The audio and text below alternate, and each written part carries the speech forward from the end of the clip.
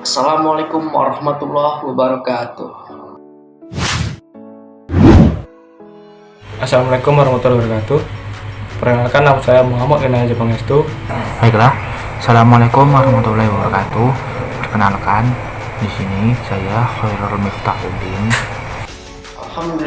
Alhamdulillahirabbil alamin wa bihi nasta'in wa ala amri dunya waddin. Wassalatu wassalamu ala asrofil anbiya'i wal mursalin wa ala alihi wa sahbihi ajmain. Ya, saya di sini perwakilan dari kelompok 8 ingin menjawab pertanyaan dari kawan-kawan sekalian, yaitu perkara mukjizat.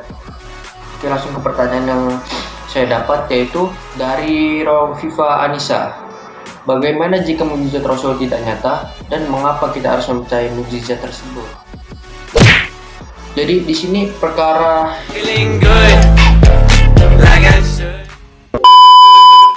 di sini saya akan menjawab.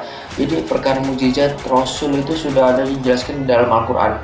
Salah satu contohnya itu seperti mukjizat Nabi Musa alaihissalam, yaitu dapat membelah lautan menggunakan tongkatnya. Dan mukjizat itu hanya diberikan kepada Rasul dan Nabi. Tetapi ada juga manusia biasa yang mendapatkan mukjizat, yang dapat disebut juga itu sebagai karomah.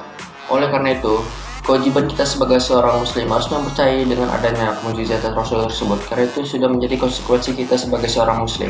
Oke, mantap. Sekian, terima kasih. Wassalamualaikum warahmatullahi wabarakatuh. Di sini saya akan menjawab pertanyaan dari saudari Julisa. Kenapa mukjizat Al-Quran hanya dapat dijangkau oleh setiap orang yang hanya menggunakan akal? Jawabannya adalah karena melalui akal lahir kemampuan menjangkau pemahaman sesuatu yang pada gilirannya mengantar pada dorongan meraih luhur. Akal juga digunakan untuk memperhatikan dan menganalisis sesuatu guna mengetahui rahasia-rahasia yang terpendam untuk memperoleh kesimpulan ilmiah dan hikmah yang dapat ditarik dari analisis tersebut. Kerja akal di sini buahkan ilmu pengetahuan sekaligus peroleh hikmah yang mengantar pemiliknya mengetahui dan mengamalkan apa yang diketahuinya. Di samping dua fungsi di atas, masih ada lagi yang melebihi keduanya, yaitu yang mencakup keduanya tapi dalam bentuk yang sempurna dan matang, sehingga tidak ada lagi kekurangan dan kekeruhan.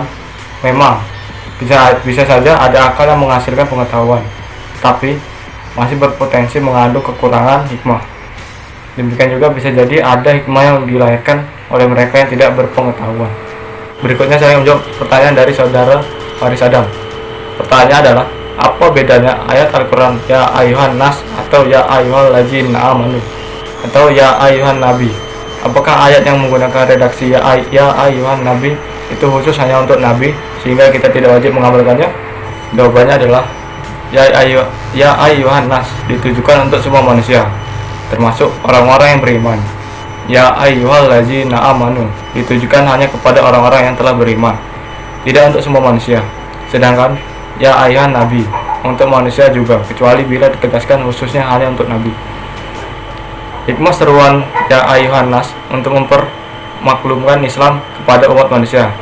Ya ayyuhal ladzina amanu untuk memberitahu bahwa kewajiban hanya untuk orang yang beriman agar keimanan mereka meningkat. Dan ya ayyuhan nabi agar umat Islam tidak dikenai beban berat seperti Nabi.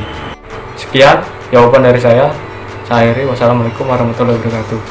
Di sini saya akan menjawab dari pertanyaan Lutfia. Menurut saya, itu bukanlah suatu mukjizat. Biasanya orang-orang yang seperti itu hanyalah kebetulan atau hanya biasanya kelebihannya dia.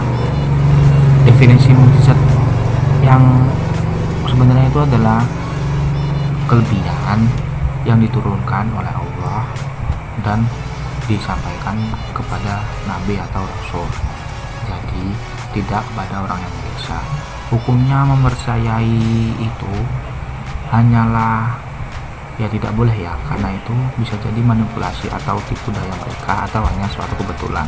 Sekian, terima kasih.